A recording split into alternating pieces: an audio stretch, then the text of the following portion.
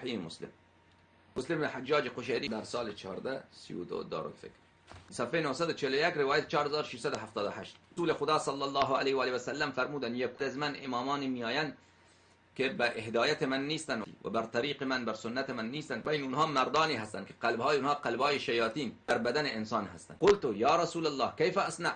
اون زمان من چیکار کنم؟